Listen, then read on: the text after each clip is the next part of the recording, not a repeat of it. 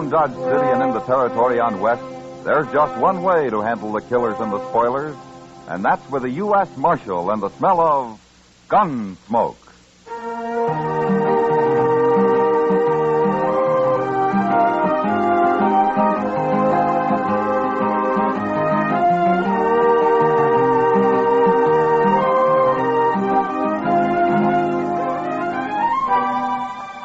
Gunsmoke, starring William Conrad. The story of the violence that moved west with young America. The story of a man who moved with it. Matt Dillon, United States Marshal.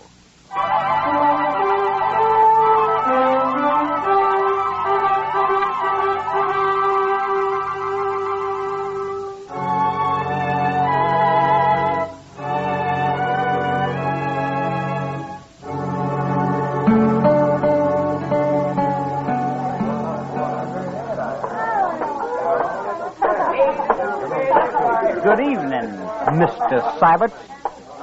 Oh, hello. Hello, Henry. Have a drink? No, thank you, sir. Well, what do you come into a saloon for if you ain't going to drink? No offense, Mr. Sybert. I just don't feel like a drink. Well, man's free to do what he feels like, Henry. Up to a point he is, sir. You're all alike, you Southerners. We keep our word. To men and to women. Now, is that what you're here for, to see I don't run off? No man's going to shame my sister, sir. Oh, what are you talking about? I'm going to marry her in 2 days. Yes, sir. You are. Now, look, Henry. We postponed the wedding last month because I had to go to Abilene on business. I run a big ranch. It takes a lot of hard work and time. And the ranch comes first. Can you get that through your head? I understand. I just hope for your sake you don't have to go anywhere this time. Polly wasn't proud having to call off the wedding last Well, month. suppose you leave that to me and Polly and keep your puppy nose out of this. I don't care for that remark, Mr. Sybert. Oh, no? Well, then let's see what a young Confederate gentleman does about something he don't care for. Go ahead. You're wearing a gun? You can't bluff me, sir. All right, hold it, you two. Oh. Get this little whippersnap off of my back, Marshal, before I shoot him. That's enough, Syberts. I don't want any fighting here. Especially between prospective brothers-in-law. You two ought to be ashamed of yourselves. Now, Henry, you go on. Get out of here, huh? Go drink someplace else tonight. I'm not drinking, Marshal. You're still ahead. Get out anyway, huh? All right, sir. But don't you forget what I said, Mr. Sybert. Oh, those hot-headed Virginians. I don't know if I ought to marry into a family like that or not. Well, marrying's your problem, Syberts. Just don't kill any of them, that's all. Have a drink, Marshal. I got one at the table over there, thanks. Well, later, maybe. Maybe.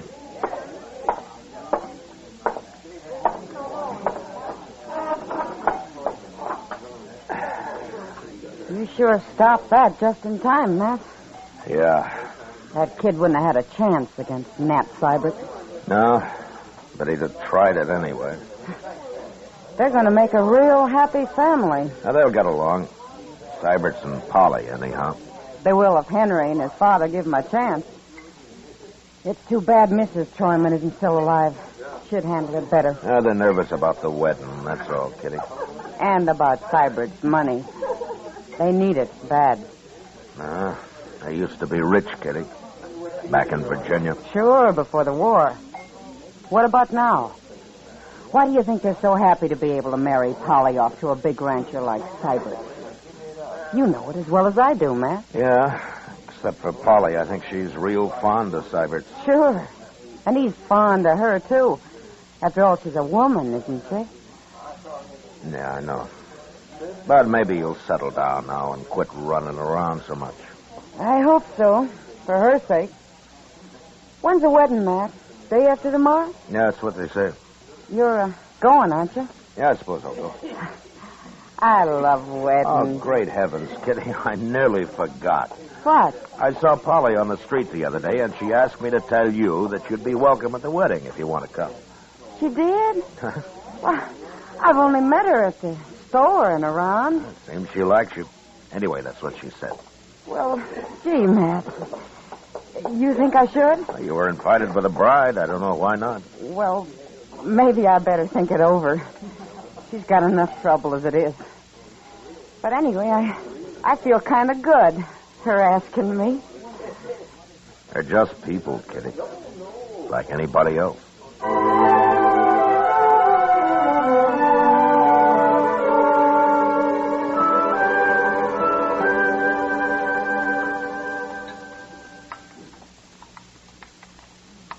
Oh, if there's anything I hate, it's a liar, Matt. What's the trouble now, Doc? These eggs.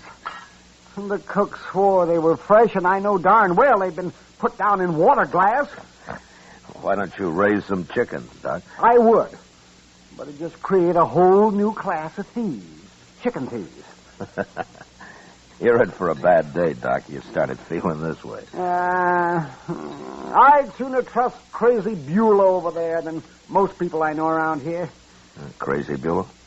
Oh, yeah. I haven't seen her in a long time. You know, that's the funny thing about her, Matt. She's still sort of pretty. After you look in her eyes, she is. You know, Doc, I can't help feeling sorry for her. Well, I know, but there's nothing anyone can do to help her. No, I guess not. She came to see me a couple of weeks ago. Had the ague. No? And she paid my fee, too. And if Crazy Beulah can pay up, you'd think the more prosperous citizens around here could, too. Oh, I sometimes wonder about these people, man. Really, I do. Maybe you charge too much, Doc. If I charged nothing, they'd still cheat me somehow. Good morning, Mr. Dillon. Chester, how Hi, are Doc. you? Chester. Hey, looky here at this. Read it. No? If Nat Syberts marries that Tryman girl, there'll be a killing. I'm warning the law to stop it before it's too late. No, there's no signature. Where'd you get this, Chester? It was under the office door when I opened up this morning. What do you make of it? Let me see it, Matt. Here, Doc. Oh, it's printed. Thought I might recognize the writing. Well, that's why you printed it, I guess. I see. I wouldn't want to be in Nat Sybert's boots. Young Henry is going to shoot him if he doesn't marry Polly, and here somebody is going to shoot him if he does. Well, all in all, it'll make for a lively tomorrow. Chester, I think we better talk to Syberts about this. Yes, sir. He's staying at the Dodge House till after the wedding. Yeah, I know. Well, so long, Doc, and be sure and have a pleasant day, huh? Oh, surely, Matt. So long.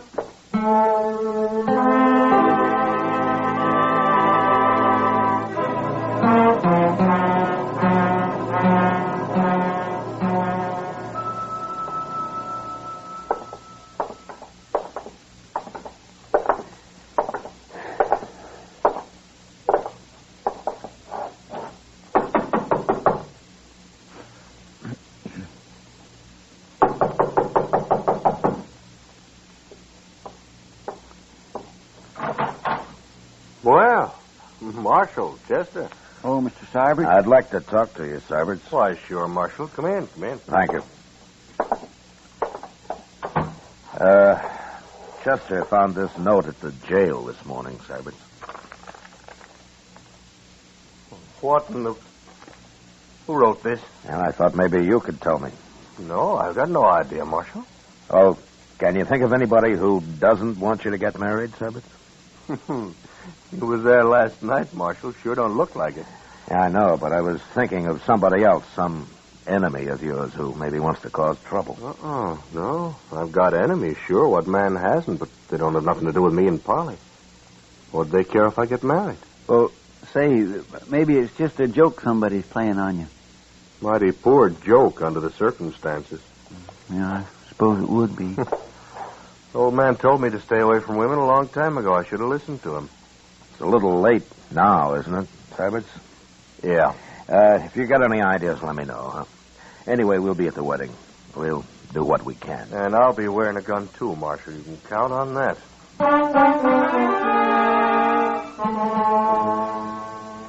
Nat Syberts was a little wild, maybe, and he had a reputation with the women, but at the same time, he'd worked hard, and everybody felt that once he settled down, he'd probably be as steady as the next man.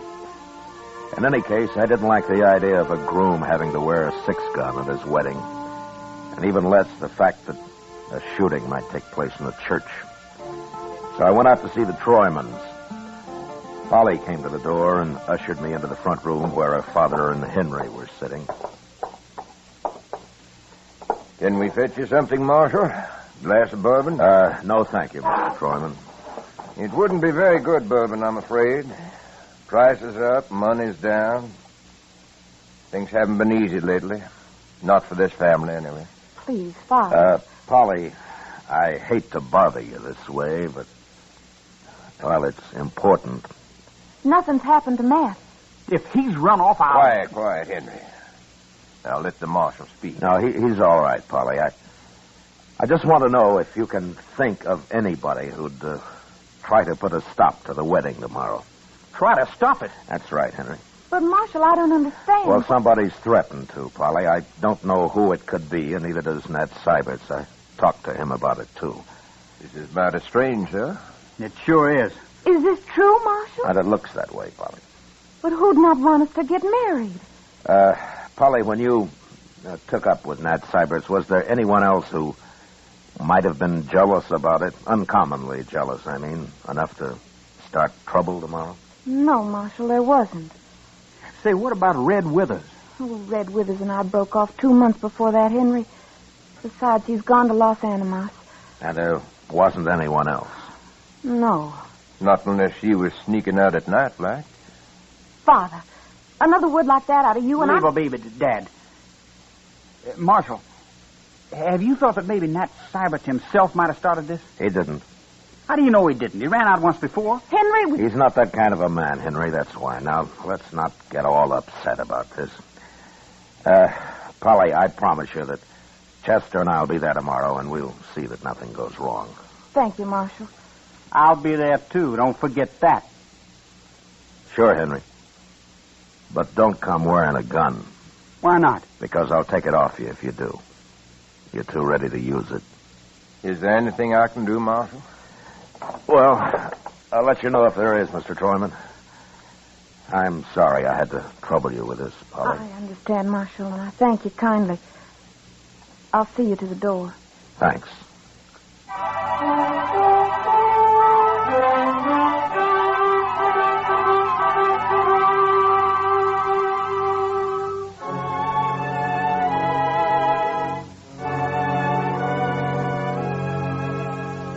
The next day was the wedding day, and Chester and I waited outside the church till Polly and Nat Syberts had arrived. Then we went inside and took up our positions on the far right and the left of the altar, facing the congregation. We were wearing our guns under our coats, and nobody seemed to take much notice of us. As soon as the ceremony began, I had a feeling that nothing would happen. And as it neared the end, I signaled to Chester, and we slipped quietly out to the church entrance. And there two had given and pledged their troth either to other, and have declared the same by giving and receiving gold ransom. By joining the friends, I pronounce All I could see in there was a lot of real friendly faces, Mr. Dillon. Yeah. There's nobody outside here. That's Mr. Sybert's buggy right there, isn't it? Mm-hmm. He's driving Polly out to the ranch right after the ceremony, Chester. She didn't want a celebration of any kind. Well, it looks like there won't be any trouble after all. I sure hope not. On their wedding day and all. That's over. They'll be coming out now. Yes, sir. We'll stay close to them till they drive off. It could happen right out here, you know. Yes, sir. I'll watch whichever way you're not watching.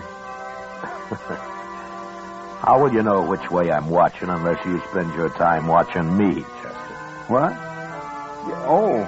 Well, now, I didn't exactly mean to... Oh, looky, here they come. Oh, my, don't they look proud.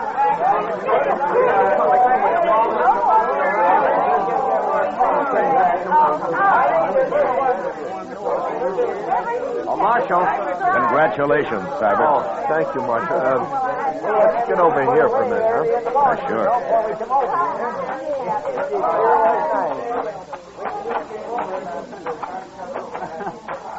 Well, I guess that warning wasn't much to worry about after all. It looks that way. You got nothing but friends here, as far as I Boy, can that see. sure unsettles a man, though, a note like that. I think you can forget about it now, Cybert. I'll forget it when I find out who wrote it, Marshal. Look, that's what I wanted to ask you. What? If you learn anything about it, let me know. You promise me that? What would you do if I did find out? Oh, I'd kill him. That's what I thought. Look, Cybert, you're married now, and you got more than yourself to think about. I'm a peace officer. I'm paid for it. It's my job. And if I find out who wrote that note, I'll run him out of the country. And I'll try to keep you from finding out who it was. I'm not a boy, Marshal. I'm not sure I appreciate your trying to protect me. Well, what about Polly? Polly? Yeah. Yeah. Think I see what you mean, Marshal. You're just not used to being married, Cybert. No. But go on. Start getting used to it. Polly's looking for you over there. Thank you, Marshal. Sure.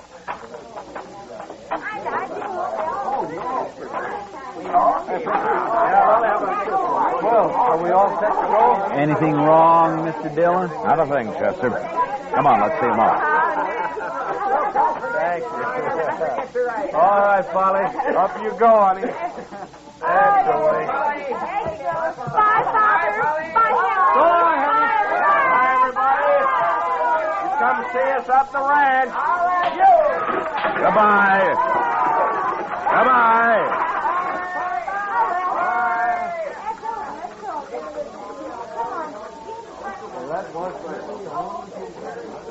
Oh, my goodness, Mr. Dillon. What, Chester? Oh, I'm just like an old woman at a wedding. You know, they ought to have more weddings here. Well, if you like him that much, Chester, why don't you do something about it? Well, what could I do? Get married. Me? Get married? Well, why not? Oh, now, Mr. Dillon, you know I can't do that. Why, I don't make enough money to keep body and soul together just for me, let alone a wife and a lot of kids and in-laws and all that. My goodness. Well, you could start with just a wife. Did you hear that? Yeah. It's down the road Cybert's took. Come on, grab a horse. Anybody's horse, Chester. Pardon me. Come on. Come on.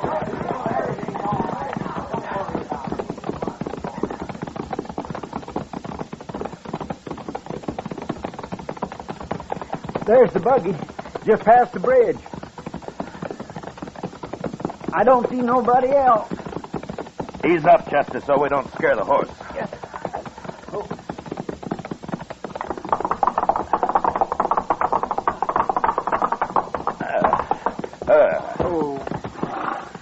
All right, take a look under the bridge, Chester. All right.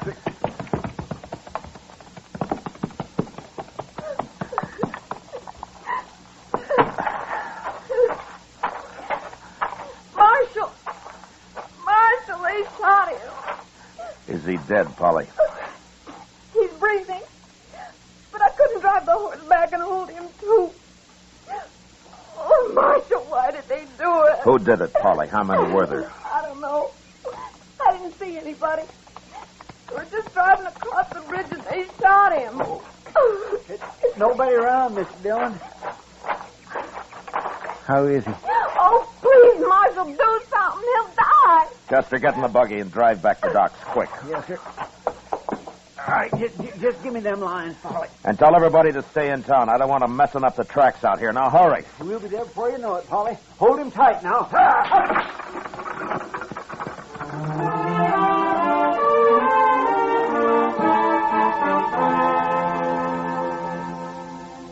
As soon as the buggy had gone and the dust had settled, I looked around. Everywhere, but could see no one. Then I walked back and followed Chester's horse tracks down off the wagon road.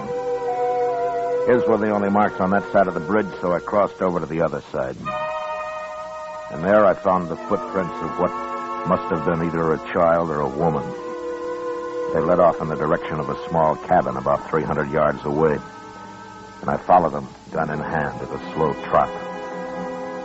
When it was clear that whoever it was had gone straight to the cabin, I left his trail and approached the door from a right angle.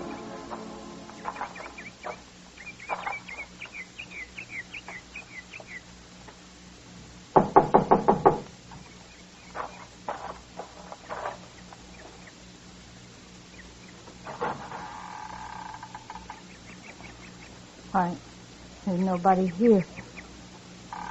Hold it.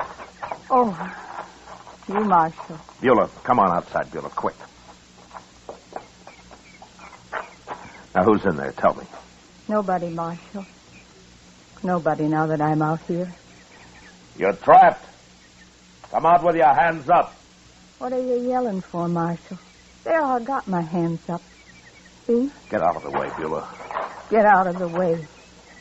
Everybody that tells Crazy Beulah to get out of the way. That's what Nat said. Get out of the way, Crazy Beulah. Nat? But they won't say it no more. I fixed him. Beulah, what are you talking about? He wouldn't even look at me on the street after. Then he up and married that Troyman girl. You mean you shot him? I warned you, Marshal. I told you to stop it. I told you what happened. I told you. Why did you stop it? Why did you stop it? Beulah, take it easy now. You believe me, Marshal. What? Take a look in the cabin. By heaven, I will.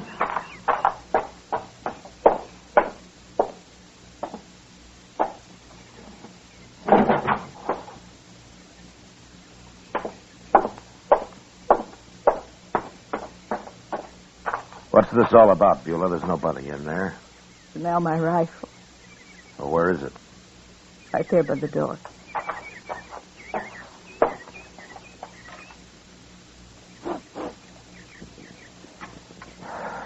Yeah, it's been fired, all right. Did you really shoot Nat Syberts, Beulah? I want the truth now. Said I would, didn't I? I hate him. But why? Why did you do it? Tell me. No. I won't tell you. I don't have to.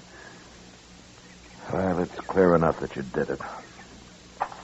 All right, Beulah, get your things and let's go into town. I don't need nothing, Marshal.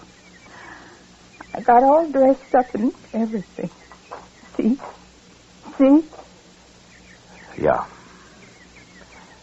Yeah, you look fine. I feel better now, Marshal. Now that it's all over. He's dead. I feel a lot better.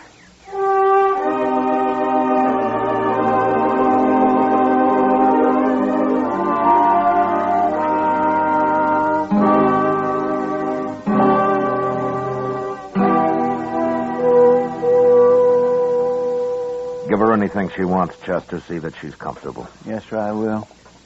It sure beats all, though, don't it? Yeah. Well, I'm going up to Doc's. Maybe Syberts can talk now. Well, you better hurry. Polly will be back there in a minute. All right.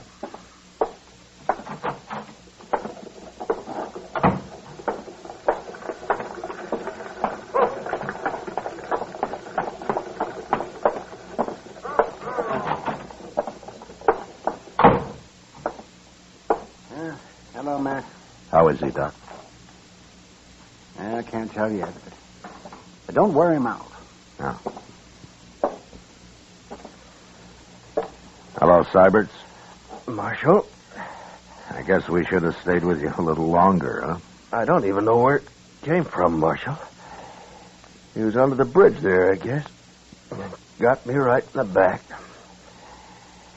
It wasn't a he, Syberts. It was a she. A woman? Crazy Beulah. I just locked her up. What? How do you know it was her, Marshal? I trailed her to her cabin, and she admitted it. She say why she did it? And she said you wouldn't look at her on the street. Told her to get out of the way or something. Doesn't matter much. Unless you want to tell me. Well, just that I got drunk one night, Marshal, and she kind of chased after me ever since, and I tried to keep out of her way. I see. Well, what are you going to tell Polly? If I live. If you live. I don't know, Marshal. Might even tell her the truth.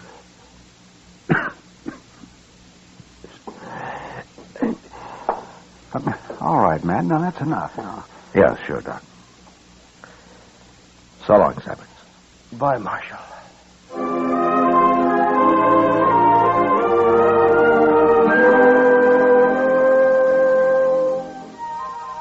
2 days later, Doc announced that Nat Syberts would live.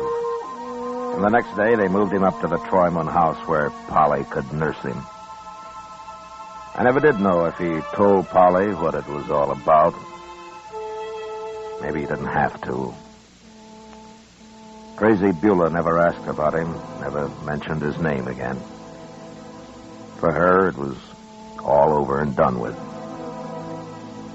And then finally, somebody remembered that she had people in St. Louis. And once I located them, I put her on a train and sent her off. She seemed quite happy about the trip. And more normal than I'd ever seen her.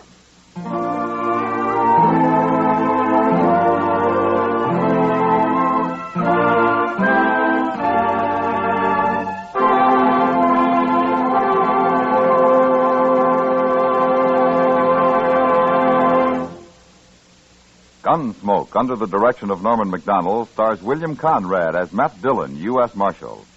Tonight's story was specially written for Gunsmoke by John Meston, with music composed and conducted by Rex Corey. Featured in the cast were Lawrence Dobkin, Sam Edwards, Joyce McCluskey, Joe Cranston, Elaine Williams, and Pat McGeehan. Parley Bear is Chester, Georgia Ellis is Kitty, and Howard McNear is Doc.